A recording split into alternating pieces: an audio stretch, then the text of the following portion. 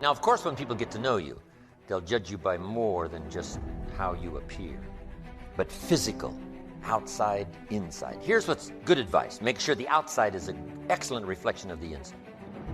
Interesting phrase written. It says, God looks on the inside, people look on the outside. So you got to take care of both. The inside for God and the outside for people. What's the old phrase? You never have a second chance to make a first impression. So the outside appearance is also valuable as well as the inside figure of vitality. Somebody says, well, people shouldn't judge you by your appearance. Let me give you a clue. They do. Take care of both. Here's another one. I had to work on being late. For the people that are always late, what do they care? They're not there when you get there. It doesn't matter, but if you truly want to make progress, not alienate, right, in the marketplace, here's what's acceptable to everybody. Being on time.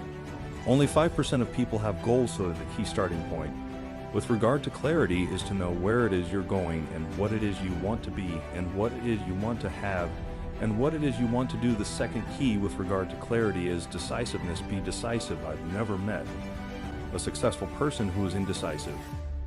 And I've never met a failure who is decisive. Be decisive. Develop the characteristic and quality of decisiveness. We know that the reason why we are indecisive is because we're afraid of making a mistake. But the terrible thing is that the way that we think becomes a habit, and the habit of indecisiveness can condemn us to failure.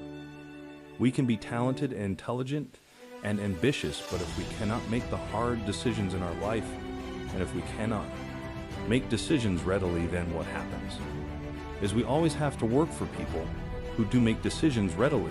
Now here's what's important. A proper menu for the mind to make sure that it's got a wide range of nourishment, because the mind needs the full education.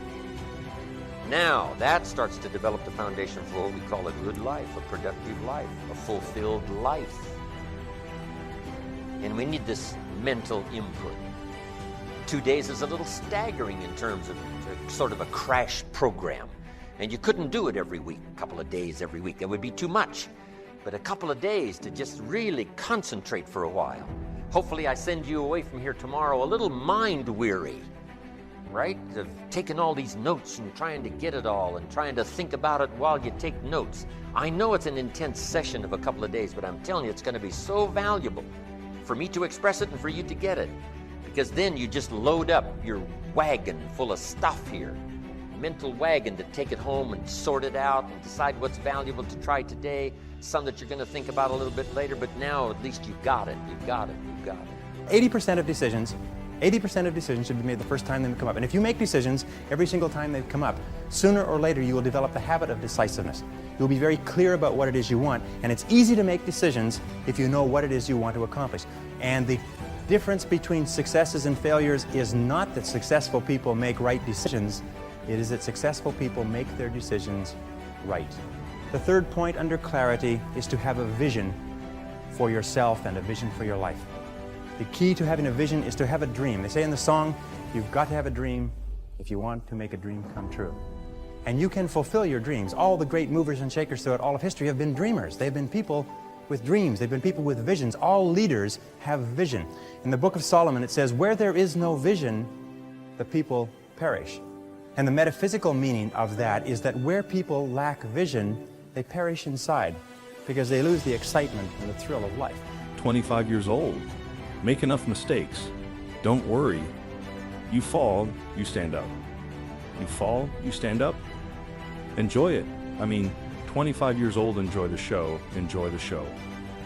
From 30 to 40 years old, you have to think very clearly. Were you working for yourself if you really want to be entrepreneur?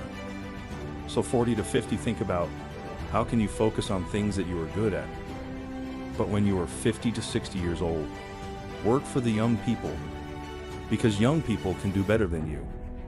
So rely on them, invest on them, making sure they're good. To get the most out of the 2 days, here's number one.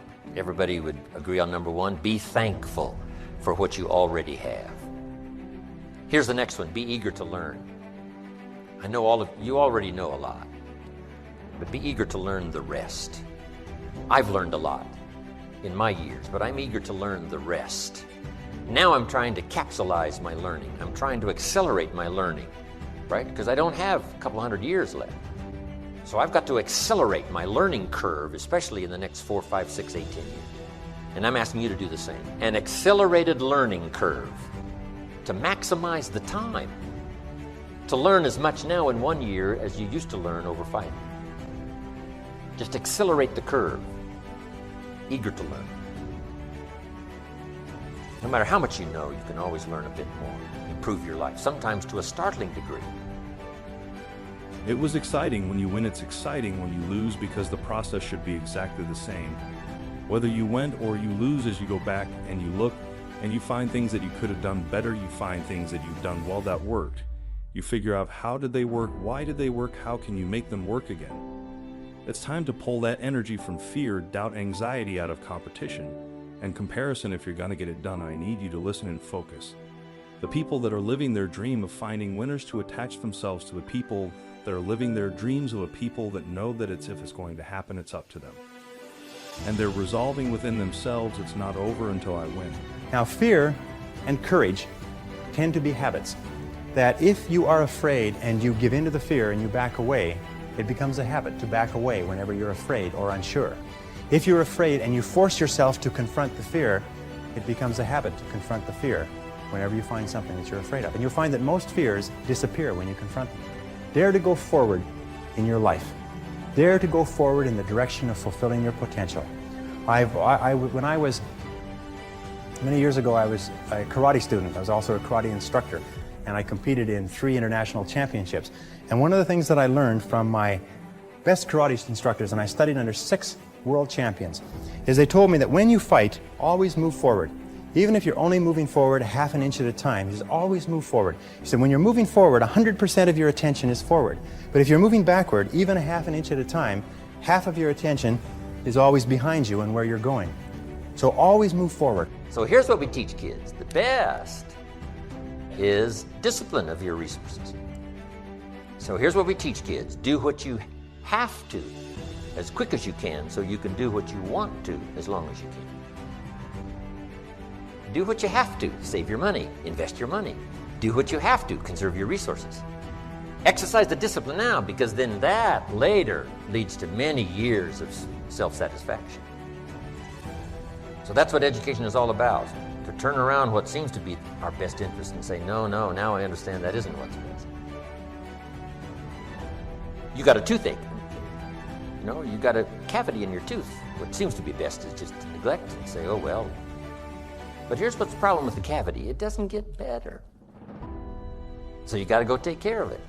And the dentist says what? You can take care of it now, it only costs this much. Later, it costs this much. So you can pay me now or pay me later. You say, hey, in my own best interest, what?